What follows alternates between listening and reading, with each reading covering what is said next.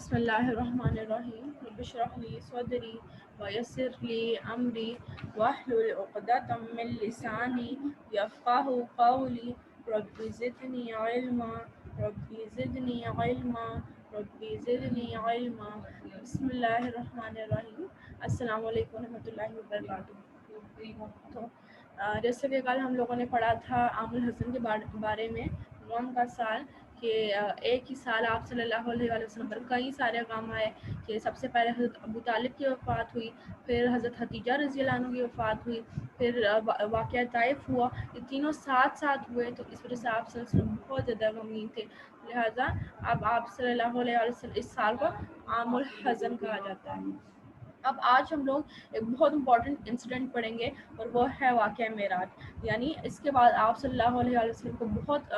بڑا معجزہ دیا گیا، اور وہ ہے اس واقعہ معراج، یعنی آپ صلی اللہ علیہ وسلم کو آسمانوں کی سیر کروائی گئی۔ اب سب سے پہلے اس کی ڈیٹ کے بارے میں آتا ہے کہ یہ جو ہے کہا ابن اسحاق نے جو سیرت کی سب سے اوتھینٹک بک ہے، اس میں آتا ہے کہ یہ جو واقعہ ہے، واقعہ معراج، یہ ہجرت کے تقریباً ایک سال پہلے، ہجرت سے ایک سال پہلے ہوا۔ مدینہ میں جو مسلمانوں نے ہجرت کی تھی، اس سے ایک سال پہلے یہ واقعہ معراج ہوا تھا۔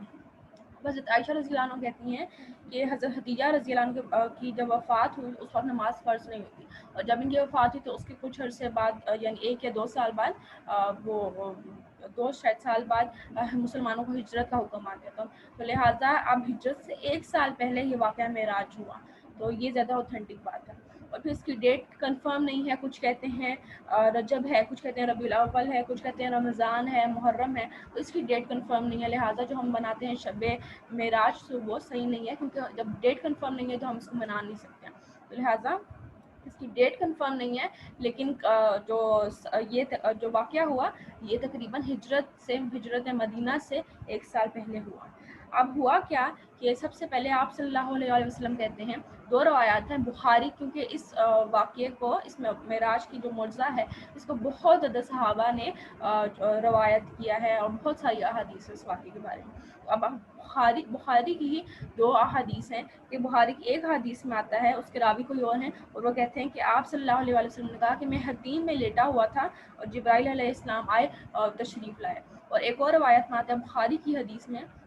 کہ آپ صلی اللہ علیہ وسلم کہتے ہیں میں گھر میں لیٹا ہوا تھا، اور جبرائیل علیہ السلام آئے اور مجھے مکہ لے گئے، اور پھر وہاں پر حتیم میں مجھے لے جایا گیا۔ اس سے مطلب یا تو حتیم میں لے جایا گیا، یا تو آپ صلی اللہ علیہ وسلم حتیم میں پہلے سے موجود تھے۔ اب حتیم کے مقام پر کیا ہوا؟ حتیم کے مقام پر جبرائیل علیہ السلام نے آپ صلی اللہ علیہ وسلم کا سینہ کھولا اور سینہ چاک کیا، اور پھر ایک سونے کے برتن میں جس میں زمزم موجود تھا، اس سے آپ صلی اللہ علیہ وسلم کے سینے کو دھویا گیا۔ اب یہ دوسری بار ہوا یہ واقعہ، سینہ چاک کرنے والا واقعہ۔ حالانکہ پہلے تو آپ صلی اللہ علیہ وسلم جب 4 یا 5 سال کی ایج تھی آپ صلی اللہ علیہ وسلم کی، اس وقت آپ صلی اللہ علیہ وسلم کا سینہ چاک کیا گیا تھا اور اس کو دھویا گیا تھا،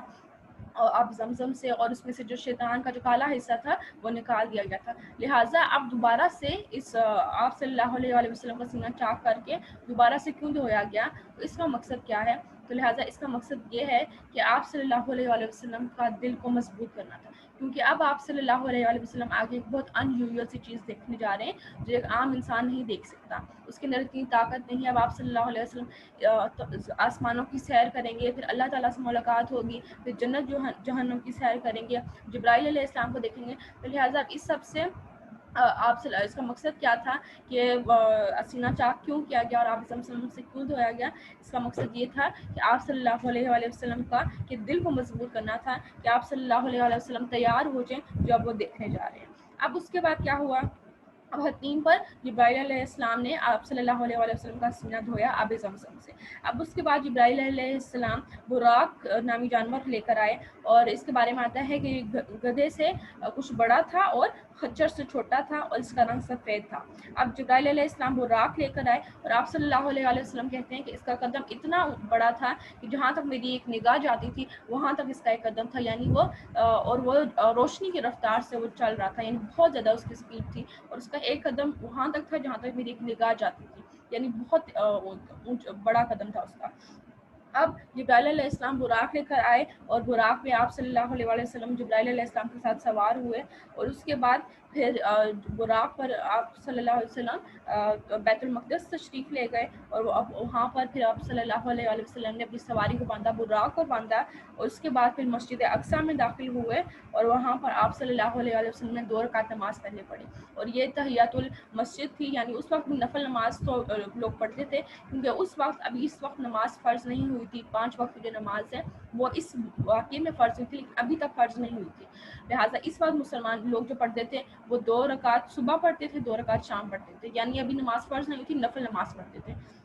جب آپ صلی اللہ علیہ وآلہ وسلم نے 2 رکعت نماز پڑھی مسجد میں، اور اس کے بعد تمام انبیاء کی امامت کروائی، اور اس وجہ اور تمام انبیاء جو تھے وہ پیچھے سب ایک ہی صف میں کھڑے تھے، اور اس کا مقصد کیا تھا؟ اسے یہ پروو کرنا تھا کہ کسی کے درمیان کوئی فرق نہیں ہے اور سب برابر ہیں، یعنی کوئی کسی سے برتری حاصل نہیں کر سکتا اور سب بالکل برابر ہیں۔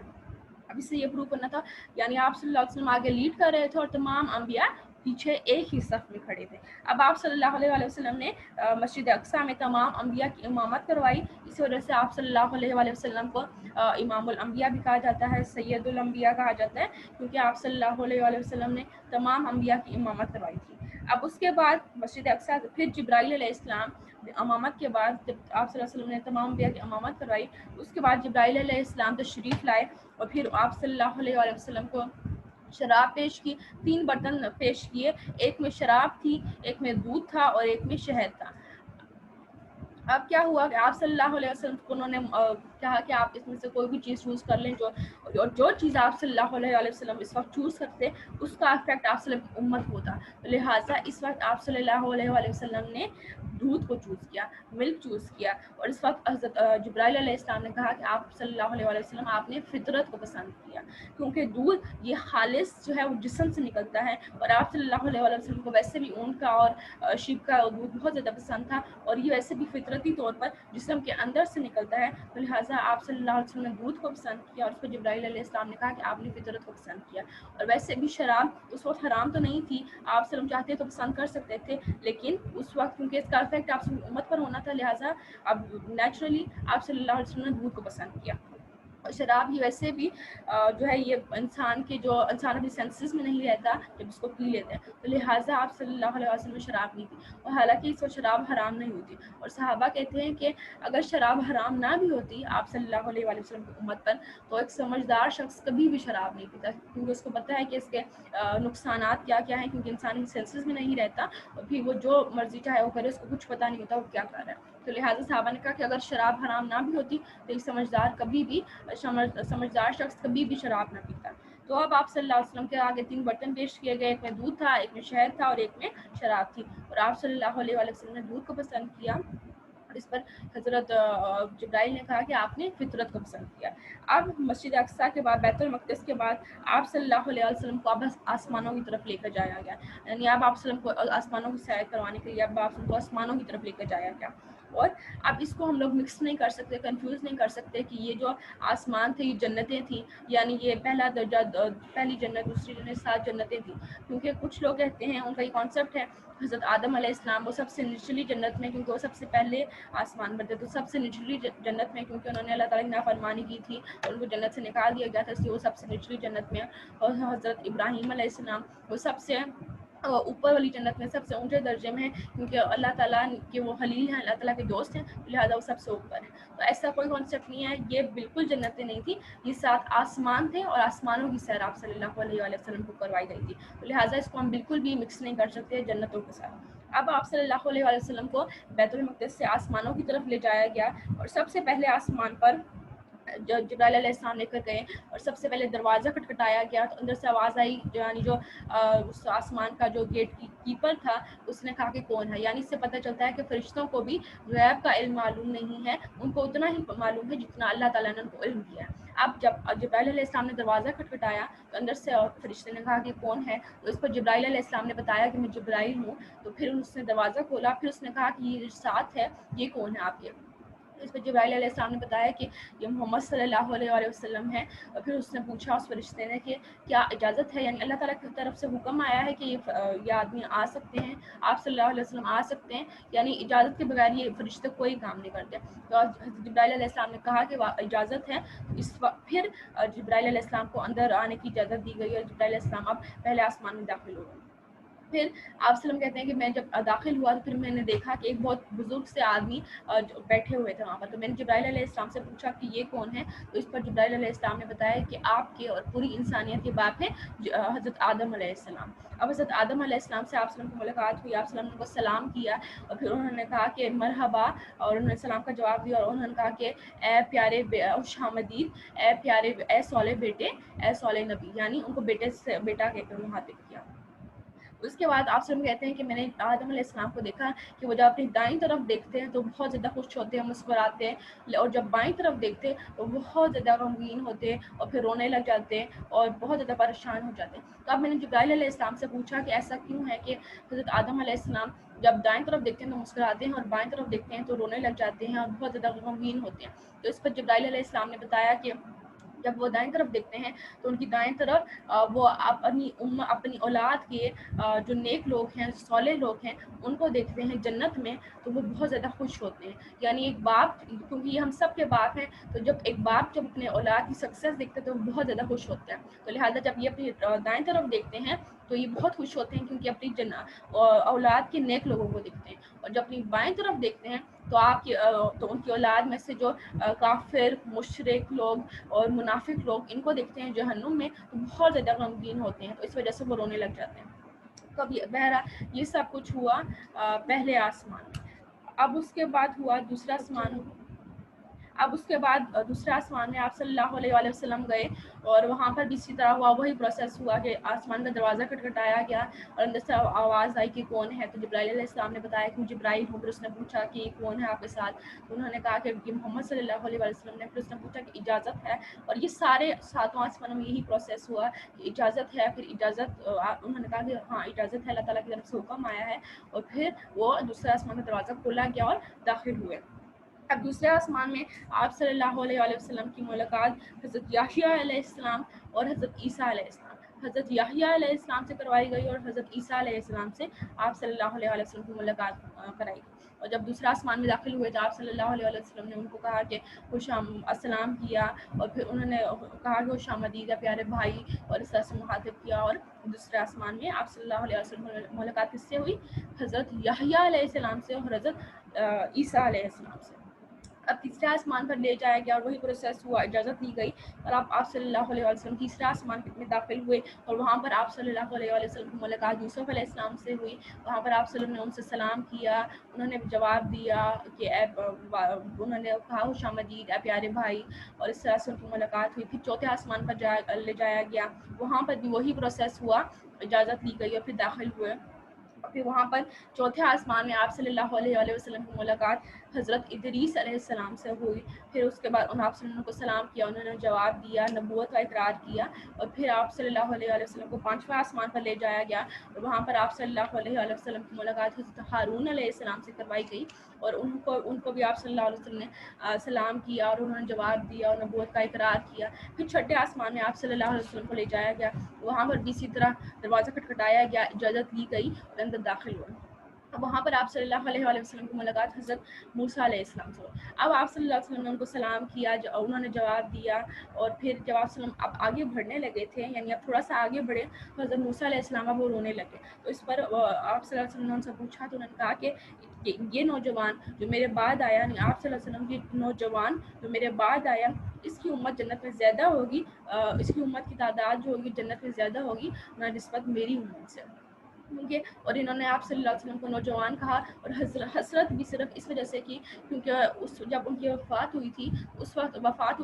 وقت ان کی جو ایج تھی وہ تھی یا 100 تھی یا 130، اس طرح سے ان کی ایج تھی. یعنی وہ حسرت کر رہے تھے کہ آپ صلی اللہ علیہ وسلم کی ایج میرے سے بھی آتی ہے، لیکن پھر بھی ان کی امت میرے سے زیادہ ہوگی، ان کی تعداد جنت میں ہوگی، آپ صلی اللہ علیہ وسلم کی امت کی تعداد زیادہ ہوگی میری امت سے جنت میں. تو اس پر وہ بہت زیادہ حسرت کرنے لگے اور رش بھی کر رہے تھے آپ صلی اللہ علیہ وسلم پر. اس کے بعد یہ ہوا چھٹے آسمان میں، پھر آپ صلی اللہ علیہ وسلم کو 7ویں آسمان پر لے جایا گیا، اور وہاں پر آپ صلی اللہ علیہ وسلم کی ملاقات حضرت ابراہیم علیہ السلام سے ہوئی، اور حضرت ابراہیم علیہ السلام یہ بیت المعمور کے ساتھ ٹیک لگا کر بیٹھے ہوئے تھے۔ اب جبرائیل علیہ السلام نے آپ صلی اللہ علیہ وسلم کو بتایا کہ یہ حاذا ابو کا ابراہیم، یہ آپ کے باپ ہیں ابراہیم علیہ السلام۔ اب آپ صلی اللہ علیہ وسلم نے ان کو سلام کہا، انہوں نے جواب دیا مرحبم بالابن الصالح والنبی الصالح، یعنی مرحبا اے پیارے بیٹے، اے صالح بیٹے، اے صالح نبی۔ اور یہ بیٹے کا جو لقب یہ صرف حضرت آدم علیہ السلام اور حضرت ابراہیم علیہ السلام نے دیا۔ اب بیت المعمور کے ساتھ حضرت ابراہیم علیہ السلام ٹیک لگا کر بیٹھے ہوئے تھے۔ اب بیت المعمور کیا ہے؟ یہ جو ہے یہ کعبہ کے بالکل سیدھ میں بالکل اوپر ایک مقام ہے جہاں پر روزانہ 70,000 سے زائد فرشتے طواف کرتے ہیں، اور ہر روز 70,000 سے زائد فرشتے طواف کرتے ہیں، لیکن اب قیامت تک جو فرشتہ طواف کر لیتا ہے قیامت تک اس فرشتے کی باری نہیں آتی۔ اس سے ہم اللہ تعالیٰ کی مخلوق کا اندازہ لگا سکتے ہیں کہ بیت المعمور یہ کعبہ کے بالکل اوپر بالکل سیدھ میں یہ جگہ ہے جہاں پر ابراہیم علیہ السلام نے ٹیک لگائی ہوئی تھی، اور یہاں پر فرشتے 70,000 سے زائد فرشتے جو ایک دن میں طواف کرتے ہیں، اور ان کی باری قیامت تک نہیں آتی۔ تو اب آپ کی ملاقات 7ویں آسمان میں حضرت ابراہیم علیہ السلام سے ہوئی، اور وہ بیت المعمور کے ساتھ ٹیک لگا کر بیٹھے ہوئے تھے۔ اب اس کے بعد کیا ہوا؟ اب ابراہیم علیہ السلام جو تھے وہ بیت المعمور کے ساتھ کیوں ٹیک لگا کر بیٹھے ہوئے تھے، یعنی وہاں پر کیوں موجود تھے؟ کیونکہ انہوں نے پہلی بار زمین میں کعبہ کو تعمیر کیا تھا، لہٰذا اب وہ ڈیزرو کرتے تھے، تو لہٰذا اسی لیے وہ بیت المعمور کے یعنی کعبہ کے بالکل اوپر بیت المعمور ہے، جہاں کوئی زمین میں کعبہ پر انسان طواف کرتے ہیں، تو اسی کے اوپر بیت المعمور ہے جہاں پر فرشتے طواف کرتے ہیں، تو بالکل سیدھ میں ہے، تو اس لیے حضرت ابراہیم علیہ السلام کو وہاں پر اس آسمان میں تھے اور اس کے ساتھ ٹیک لگا کر بیٹھے ہوئے تھے۔ اب کئی حدیث سے پتہ چلتا ہے کہ انبیاء کے درمیان آپس میں بات چیت بھی ہوئی، کہ ایک حدیث میں آتا ہے کہ عبداللہ بن مسعود رضی اللہ عنہ کہتے ہیں، ان سے روایت ہے کہ آپ صلی اللہ علیہ وسلم نے فرمایا کہ جس رات آپ صلی اللہ علیہ وسلم اسراء اور معراج پر گئے تو ان کی ملاقات ابراہیم علیہ السلام، موسیٰ علیہ السلام اور عیسیٰ علیہ السلام سے ہوئی۔ وہ آپس میں بات کرنے لگے، تو ابراہیم علیہ السلام سے پوچھا گیا، یعنی آپ آپس میں جو بات کر رہے ہیں، کمیونیکیٹ کر رہے ہیں، تو ابراہیم علیہ السلام سے پوچھا گیا کہ ہمیں قیامت کے دن کے بارے میں کچھ بتائیں۔ تو اس پر ابراہیم علیہ السلام نے کہا کہ میرے پاس قیامت کے دن کا کچھ علم نہیں ہے۔ تو اس پر پھر حضرت موسیٰ علیہ السلام سے پوچھا گیا کہ آپ قیامت کے بارے میں کیا جانتے ہیں، کچھ ہمیں بھی بتائیں۔ تو اس پر انہوں نے کہا کہ مجھے بھی قیامت کے بارے میں کوئی علم نہیں دیا گیا۔ پھر حضرت عیسیٰ علیہ السلام سے پوچھا گیا کہ آپ کو قیامت کے بارے میں کیا علم ہے، تو انہوں نے کہا کہ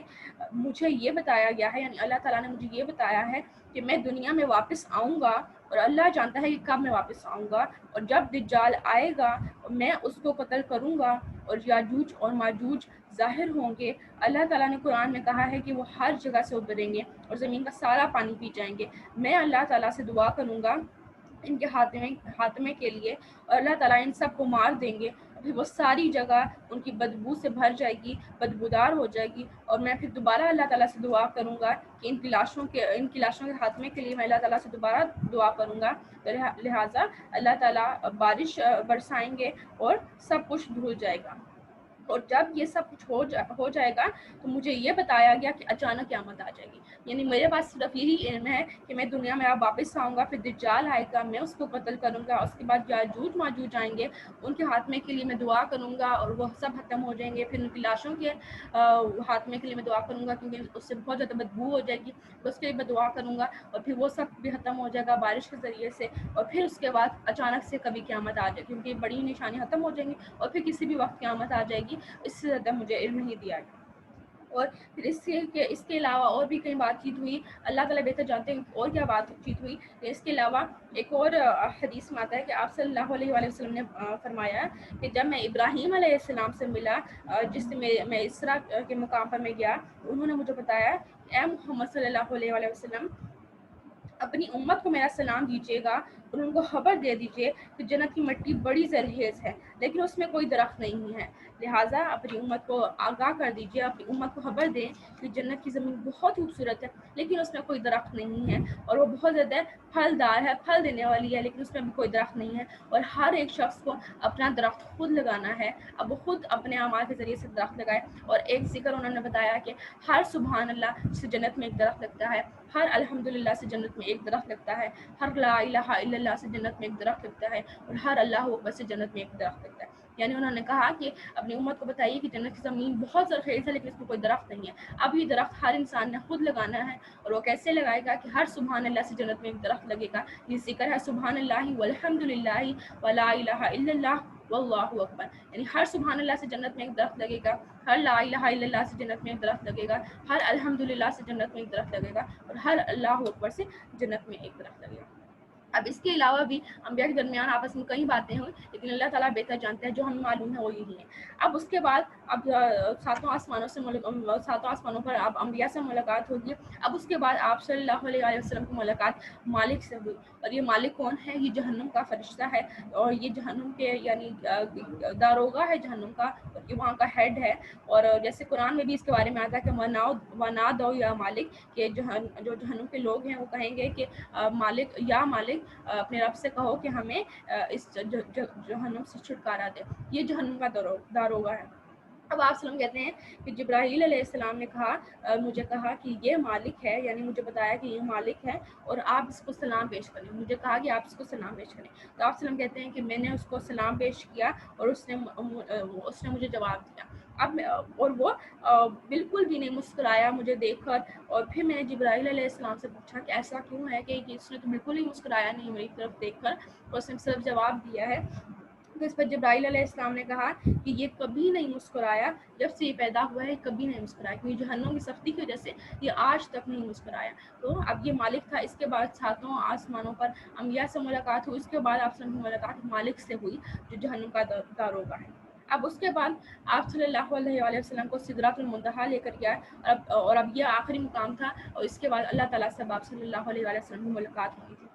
اب سدرۃ المنتہا پر لے کر آیا گیا, اور سدرہ یہ کہتے ہیں ایک درخت کو, اور جو منتہا ہے یعنی بالکل آخر, یعنی بالکل اب یہاں پر یہ اینڈ ہے, اور اب اس کے بعد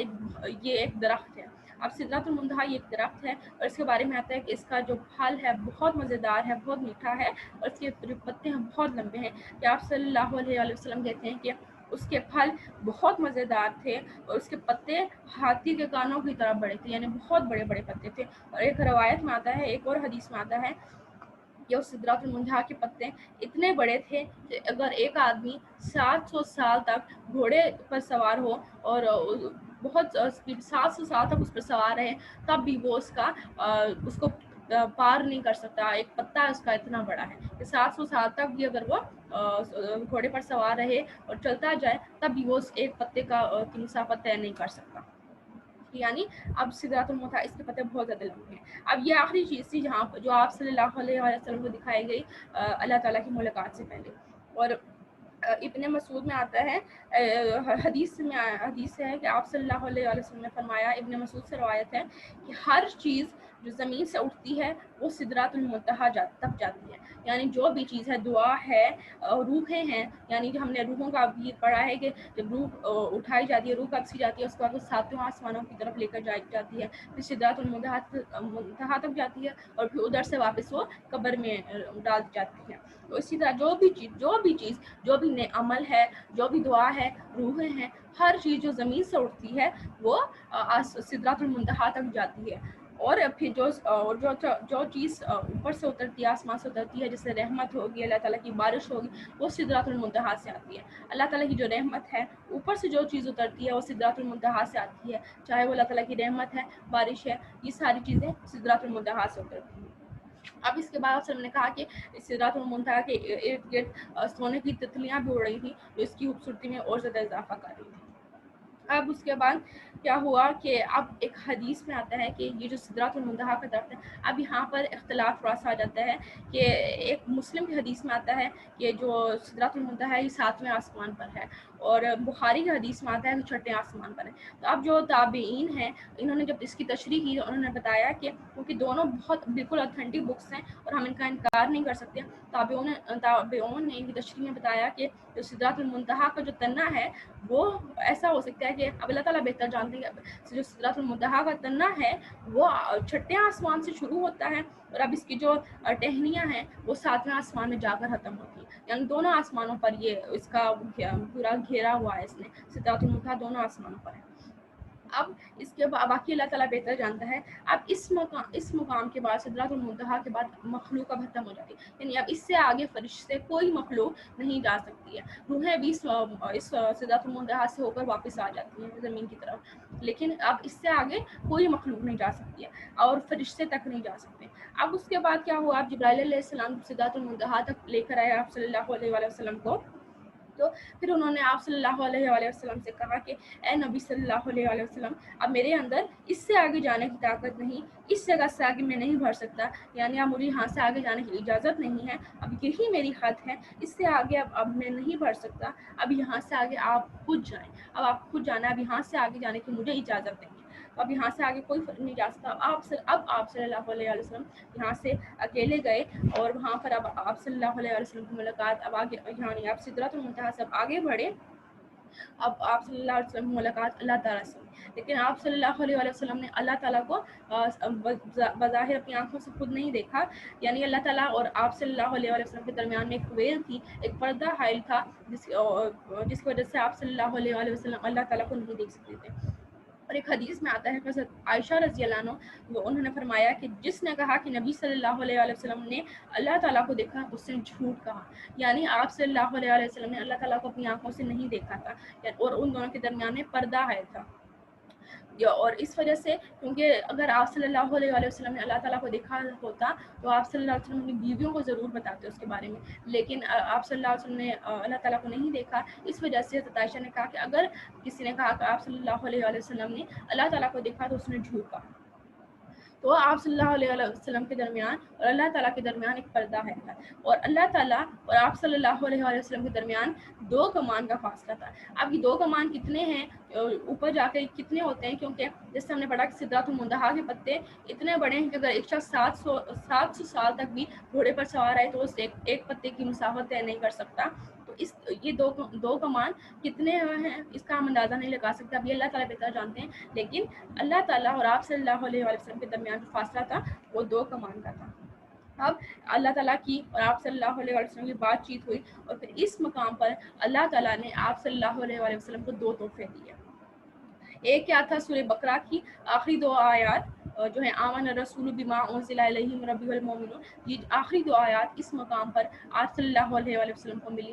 واقعہ معراج کے موقع پر اللہ تعالیٰ نے تحفے میں یہ 2 آیات آپ صلی اللہ علیہ وسلم کو دی. اور اس کی فضیلت میں آپ صلی اللہ علیہ وسلم نے فرمایا کہ اگر کوئی شخص یہ 2 آیتیں پڑھ لیتا ہے تو یہ اس کے لیے کافی ہو جاتی ہیں، یعنی اس کی نجات کے لیے یہ 2 آیتیں کافی ہو جاتی ہیں. اور پہلا تحفہ یہ سورہ بقرہ کی 2 آیات دی گئی، اور دوسرا تحفہ نماز دی گئی آپ صلی اللہ علیہ وسلم کو. اور اللہ تعالیٰ نے کہا کہ اے محمد صلی اللہ علیہ وسلم، آپ کی امت کے لیے 50 نمازیں فرض کر دی گئی ہیں. اب یہ 2 تحفے آپ لے کر جب نیچے اترے، اب چھٹے آسمان پر جب پہنچے حضرت موسیٰ علیہ السلام کے پاس، حضرت موسیٰ علیہ السلام نے آپ صلی اللہ علیہ وسلم سے پوچھا کہ اللہ تعالیٰ نے آپ کو کیا دیا تحفے میں. تو اس پر حضرت آپ صلی اللہ علیہ وسلم نے کو بتایا کہ مجھے 50 نمازیں میری امت پر فرض کی گئی ہیں. تو اس پر انہوں نے کہا کہ آپ واپس آئیے اور اس کی تخفیف کروائیے، کیونکہ میری امت پر اس سے بھی کم تھی، بہت کم تھی نمازیں، لیکن وہ اس کو بھی انہوں نے ادا نہیں کیا. تو یہ 50 نمازیں بہت زیادہ ہیں، لہٰذا جائیے اور اس میں کمی کروائیے. تب آپ صلی اللہ علیہ وسلم اللہ تعالیٰ کے پاس واپس گئے اور نمازوں کی کمی کی درخواست کی، اور پھر اس طرح سے 10 نمازیں کم ہوگی اور اب 40 نمازیں فرض ہوگی. اب آپ صلی اللہ علیہ وسلم واپس آئے، چھٹے آسمان پر پہنچے، تو پھر حضرت موسیٰ علیہ السلام نے پوچھا کہ آپ کتنی فرض ہوئی، تو انہوں نے کہا کہ 40. تو انہوں نے کہا، حضرت موسیٰ علیہ السلام نے کہا کہ نہیں، میری امت پر اس سے بھی زیادہ، اس سے بھی کام تھی، لیکن انہوں نے اس کو بھی نہیں ادا کیا، لہٰذا آپ کی امت کے اندر طاقت نہیں کہ وہ اتنی نمازیں پڑھ سکے، لہٰذا جائیے اور کمی کروائیے. اب آپ صلی اللہ علیہ وسلم واپس اللہ تعالیٰ کے پاس گئے اور کمی کی درخواست کی، اور لہٰذا پھر سے 10 نمازیں کم ہوگی، اب 30 نمازیں فرض ہوگی. اب آپ صلی اللہ علیہ وسلم واپس آئے، چھٹے آسمان پر پہنچے، تو حضرت موسیٰ علیہ السلام نے پھر پوچھا کہ اب کتنی نمازیں فرض ہوئیں. تو انہوں نے کہا کہ اب 30 نمازیں فرض ہوئی ہیں. تو انہوں نے کہا کہ نہیں، میری امت پر اس سے بھی کام تھی اور وہ انہوں نے اس کو بھی نہیں ادا کیا، لہٰذا آپ کی قوم کے اندر طاقت نہیں کہ وہ اتنی نمازیں پڑھ سکے، لہٰذا جائیے اور کمی کی درخواست کیجیے. اور پھر آپ صلی اللہ علیہ وسلم گئے اور کمی کی درخواست کی، اور آپ 10 نمازیں اور کم ہوگی، آپ 20 نمازیں ہوگی. اور پھر آپ 20 نمازیں لے کر آئے. پھر انہوں نے کہا کہ نہیں، آپ کی امت اس کی بھی طاقت نہیں رکھے گی، اور کیونکہ میری امت میں اس سے بھی کم نمازیں فرض تھیں، لیکن انہوں نے اس کو بھی نہیں پڑھا. اب واپس جائیے. اب آپ صلی اللہ علیہ وسلم واپس گئے اور پھر 10 نمازیں کم کروائیں، اور اب 10 نمازیں فرض ہوگی. اب 10 نمازیں آپ صلی اللہ علیہ وسلم لے کر آئے. حضرت موسیٰ علیہ السلام کے پاس سے پہنچے چھٹے آسمان پر، تو حضرت موسیٰ علیہ السلام نے کہا کہ اب کتنی ہوئی ہیں؟ تو آپ صلی اللہ علیہ وسلم نے کہا کہ 10 نمازیں فرض ہوئی ہیں۔ تو حضرت موسیٰ علیہ السلام نے کہا کہ میری امت پر اس سے بھی کم تھی اور انہوں نے اس کو بھی ادا نہیں کیا، لہٰذا آپ جائیے اور کمی کروائیے۔ اور آپ صلی اللہ علیہ وسلم گئے تو پھر آپ 5 نمازیں فرض ہو گئیں، اور اب آپ صلی اللہ علیہ وسلم واپس آئے تو انہوں نے کہا کہ نہیں، اس سے بھی کم تھی میری امت پر نمازیں اور انہوں نے اس کو بھی نہیں پڑھا، واپس جائیے اور کمی کرائیے۔ اس وقت آپ صلی اللہ علیہ وسلم نے کہا کہ نہیں، اب مجھے شرم آ رہی ہے اپنے رب سے، اور اب میں اسی پر راضی ہوں اور اب سر تسلیم خم کرتا ہوں، یعنی اب میں اس پر راضی ہوں، اور اب مجھے شرم آ رہی ہے کہ میں بار بار اللہ تعالیٰ کے پاس جا رہا ہوں، اور اب مجھے شرم آ رہی ہے، لہٰذا اتنی کافی ہیں، اتنی کافی ہیں۔ تو اس پر پھر اللہ تعالیٰ کی نے آپ صلی اللہ علیہ وسلم کو کہا، آواز آئی جب 5 نمازیں فرض ہوگی اور آپ صلی اللہ علیہ وسلم کچھ دور گئے تو آواز آئی، اللہ تعالیٰ نے کہا کہ اے محمد صلی اللہ علیہ وسلم، آپ کی امت میں جو شخص 5 نمازیں پڑھے گا وہ اجر 50 کا پائے گا، یعنی جو شخص کوئی بھی 5 نمازیں پڑھے گا وہ 50 نمازوں کا اجر پائے گا، اور جو بھی نیکی کا عمل کرے گا وہ 10 گنا بڑھا دیا جائے گا۔ تو یہ آپ صلی اللہ علیہ وسلم کی امت پر اللہ تعالیٰ کی رحمت تھی کہ جو شخص جو بھی نیکی ہم کریں گے وہ 10 گنا ملٹی پلائی ہو جائے گی، اس کا اجر 10 گنا بڑھ جائے گا، لیکن گناہ کا اجر، گناہ جو ہے وہ نہیں بڑھے گا، یعنی جتنا گناہ ہے اس کا اتنا ہی گناہ وہ ملٹی پلائی نہیں ہوگا، لیکن نیکیاں ملٹی پلائی ہوں گی اور 10 گنا وہ بڑھ جائیں گی۔ اب اس طرح سے آپ صلی اللہ علیہ وسلم کو 5 نمازیں فرض ہوتی، اور یعنی نمازوں کا تحفہ ملا یہاں پر، اور سورہ بقرہ کی آخری دو آیات ملی۔ اب اس کے بعد آپ صلی اللہ علیہ وسلم واپس آئے، اور آپ صلی اللہ علیہ وسلم نے فرمایا کہ اسی رات آسمانوں کی سیر کرنے کے بعد، 7 آسمانوں کی سیر کرنے کے بعد اب جنت و جہنم کی سیر کروائی گئی مجھے، اور میں جنت کے باہر، اور جب میں جنت سے یعنی اب آسمانوں کی سیر کے بعد اب مجھے جنت کی سیر کروائی گئی اور جہنم کی سیر کروائی گئی۔ اب جب ایک جنت کے باہر سے میں گزرا تو اس جنت کے باہر ایک جھیل تھی، اور اس جھیل کے اندر ایک حور بیٹھی تھی، اور اس حور پر جب میں نے نظر ڈالی تو اس کی پنڈلی کے اندر ہڈی، اور ہڈی کے اندر گودا، اور گودے کے اندر نرس، سب کچھ دکھائی دے رہا تھا، یعنی وہ ٹرانسپیرنٹ تھی۔ تو میں نے جبرائیل علیہ السلام سے پوچھا کہ یہ کون ہے؟ تو اس پر جبرائیل علیہ السلام نے مجھے بتایا کہ یہ حور ہے۔ تو پھر میں نے آپ سے کہا کہ میں نے ان سے پوچھا کہ یہ جنت کس کی ہے کہ جس کے باہر یہ حور بیٹھی ہوئی ہے؟ تو اس پر حضرت جبرائیل علیہ السلام نے فرمایا کہ یہ عمر ابن خطاب کی جنت ہے، یعنی حضرت عمر رضی اللہ عنہ کی یہ جنت ہے، اور یہ حور انہی کی ہے۔ تو اس پر آپ صلی اللہ علیہ وسلم نے فوراً سے کہا کہ میں نے فوراً سے اپنی نظر پھیر لیا، اپنے چہرہ فوراً سے پھیر لیا، اور پھر میں آگے بڑھ گیا۔ اب اس کے بعد جنتوں سے گزرنے کے بعد اب آپ صلی اللہ علیہ وسلم نے فرمایا کہ اب مجھے جہنم دکھائی گئی، اور اس میں میں نے ایک شخص کو دیکھا جو بالکل نہیں ہنس رہا تھا، جو بالکل نہیں ہنس رہا تھا، اور وہ جہنم کے اندر ایندھن ڈال رہا تھا، اور اس سے وہ اور زیادہ بھڑکتی جا رہی تھی۔ تو میں نے جبرائیل علیہ السلام سے پوچھا کہ یہ کون ہے؟ تو اس پر جبرائیل علیہ السلام نے مجھے بتایا کہ یہ مالک ہے، یعنی یہ جہنم کا داروغہ ہے، اور یہ جہنم میں ایندھن ڈالتا جا رہا ہے، اور اس سے جہنم کی آگ اور زیادہ بڑھ رہی ہے، اور اسی وجہ سے جہنم کی آگ، اور اب یہ یعنی جہنم تیار کر رہا ہے یہ، اور اتنی زیادہ بھی جہنم کی سختی ہے، جہنم کی آگ اتنی سخت ہے کہ 70 گنا زیادہ، اس دنیا سے 70 گنا زیادہ جہنم کی آگ ہے، اور جو اس کی سختی اتنی زیادہ ہے کہ اس کا رنگ کالا ہے، اس کی تپش کی وجہ سے اس کا رنگ کالا ہے، اور وہ جو مالک تھا اس میں ایندھن مزید ڈالتا جا رہا تھا جس سے وہ اور زیادہ بڑھتی جا رہی تھی۔ اور ایک اور روایت میں آتا ہے کہ جہنم جب آپ صلی اللہ علیہ وسلم کو دکھائی گئی تو آپ صلی اللہ علیہ وسلم نے کہا کہ میں نے اس پہ کچھ لوگوں کو دیکھا اور ان کے ناخن پیتل اور تانبے کے تھے، اور وہ اپنے چہروں کو نوچتے اور پورے جسم کو نوچ رہے تھے۔ تو میں نے جبرائیل علیہ السلام سے پوچھا کہ یہ کون لوگ ہیں؟ تو اس پر جبرائیل علیہ السلام نے مجھے بتایا، اے محمد صلی اللہ علیہ وسلم، یا آپ کی امت کے وہ لوگ ہیں جو غیبتیں کرتے تھے اور لوگوں کی عزتیں اچھالا کرتے تھے، یعنی یہ آپ صلی اللہ علیہ وسلم کو معراج میں جو غیبت کرتے ہیں جو لوگ، ان کا بھی عذاب دکھایا گیا کہ وہ لوگ اپنے ناخن، اپنے چہروں کو اور اپنے جسم کو پیتل اور تانبے کے ناخن سے نوچ رہے تھے، اور یہ ان کا عذاب تھا جو آپ صلی اللہ علیہ وسلم کو دکھایا گیا کہ آپ صلی اللہ علیہ وسلم کی امت میں سے جو لوگ غیبتیں کرتے تھے اور لوگوں کی عزتیں اچھالتے تھے ان کا یہ عذاب ہو۔ اب آپ صلی اللہ علیہ وسلم کو جنت بھی دکھائی گئی اور جہنم بھی دکھائی گئی۔ اب آپ صلی اللہ علیہ وسلم واپس جب آ رہے تھے، واپسی مکہ کی طرف جب ہو رہی تھی، اپنے گھر واپس آتے، تو آپ صلی اللہ علیہ وسلم کہتے ہیں واپسی میں نے قافلہ دیکھا جو مکہ کی طرف آ رہا تھا، اور اس کے بعد میں مکہ پہنچا، یعنی اب راستے میں مجھے قافلہ بھی میں نے دیکھا، اور پھر آگے جو کفار ہوں گے اس کے بارے میں سوال بھی کریں گے، تو اب راستے میں نے قافلہ بھی دیکھا۔ اب اس کے بعد आप सल्लम उसी रात मक्का मुकरमा यानी कि एक ही रात में सब कुछ हुआ। अब उसी रात आप सल्लल्लाहु अलैहि वसल्लम मक्का वापस तशरीफ़ ले आए और जब सुबह हुई तो आप सल्लल्लाहु अलैहि वसल्लम ने जो कुरैश को इस सारी बड़ी-बड़ी निशानियों के बारे में बताया और जो-जो चीज़ें आप सल्लम ने देखी, जन्नत देखी, जहन्नम देखी, तमाम अंबिया से मुलाकातें हुई, जो जिन अंबिया से मुलाकातें हुई, फिर आप सल्लम ने उनकी अमामत करवाई, तो ये सब कुछ हुआ। तो आप सल्लल्लाहु अलैहि वसल्लम ने जब कुरैश को बताया तो उन्होंने फ़ौरन से इनकार कर दिया और फ़ौरन से वो लोग मज़ाक उड़ाने लगे, तालियां बजाने लगे। फ़ौरन से उन्होंने इनकार कर दिया और हरगिज़ उन्होंने कोई कबूल ही नहीं किया इस मुआज़े को कि आप तो झूठ बोल रहे हैं। और फिर वो भागते हुए हज़रत अबू बकर रज़ियल्लाहु अन्हु के पास चले गए और उन्होंने सब कुछ बताया कि आप सल्लल्लाहु अलैहि वसल्लम तो ये कह रहे हैं कि वो तो मजनून हो गया और ये बातें कह रहे हैं कि वो तो एक ही रात में बैतुल मक़दस से होकर आ गए हैं और आसमानों की सैर भी कर आए हैं। तो इस पर हज़रत अबू बकर रज़ियल्लाहु अन्हु ने कहा कि अगर ये बात आप सल्लल्लाहु अलैहि वसल्लम ने कही है तो सच है।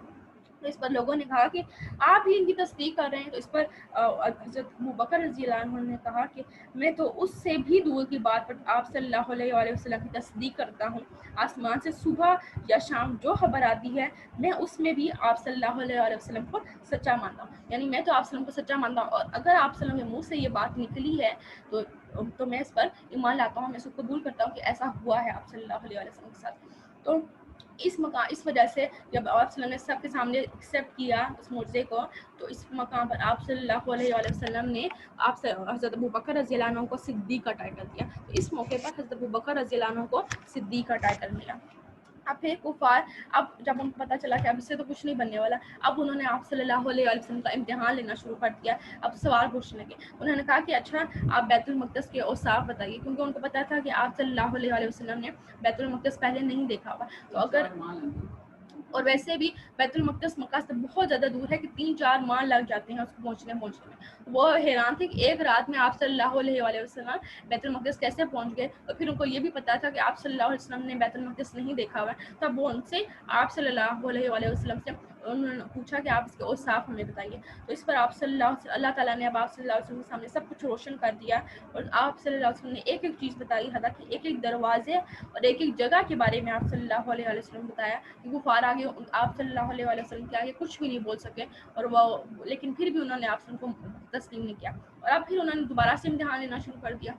अब उन्होंने एक और सवाल किया, उन्होंने कहा कि उन्होंने उस काफ़िले के मुतालिक पूछा जो अब शाम से मक्का की तरफ आ रहा था उनका काफ़िला। तो अब उन्होंने कहा कि उस काफ़िले के बारे में भी ज़रा हमें बताइए। तो इस पर आप सल्लल्लाहु अलैहि वसल्लम ने उस काफ़िले के एक-एक ऊँट के बारे में बताया, फिर उन ऊँटों की तादाद, फिर काफ़िले के जो अम्वाल थे उनके अहवाल सब कुछ बताया और उस काफ़िले को पहुँचने का वक़्त अभी वो किधर है और वो किस वक़्त पहुँचेगा और जो-जो ऊँट आगे आ रहे थे आप सल्लल्लाहु अलैहि वसल्लम ने सब कुछ उनको बता दिया।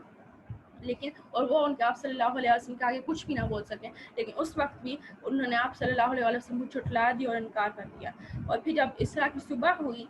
जब यानी मेराज की रात हुई, अब उसके बाद जब सुबह हुई तो हज़रत जिब्राईल अलैहिस्सलाम वो आप सल्लल्लाहु अलैहि वसल्लम के पास तशरीफ़ लाए और उन्होंने आप सल्लल्लाहु अलैहि वसल्लम को पाँचों नमाज़ों के औकात बताए, क्योंकि इससे पहले सिर्फ़ जो नमाज़ तो और मुसलमानों पर नफ़िल नमाज़ थी और वो सिर्फ़ 2 रकात सुबह नमाज़ पढ़ते थे और 2 रकात शाम को नमाज़ पढ़ते थे। यानी अभी नमाज़ फ़र्ज़ नहीं हुई थी। तो अब मेराज के मौके पर नमाज़ फ़र्ज़ हुई, तो अब सुबह जिब्राईल अलैहिस्सलाम आप सल्लल्लाहु अलैहि वसल्लम के पास आए और उनको आप सल्लल्लाहु अलैहि वसल्लम को तमाम नमाज़ों के औकात बताए और कैफ़ियत बताई कि किस तरह से तरीक़ा बताया कि किस तरह से नमाज़ पढ़नी है।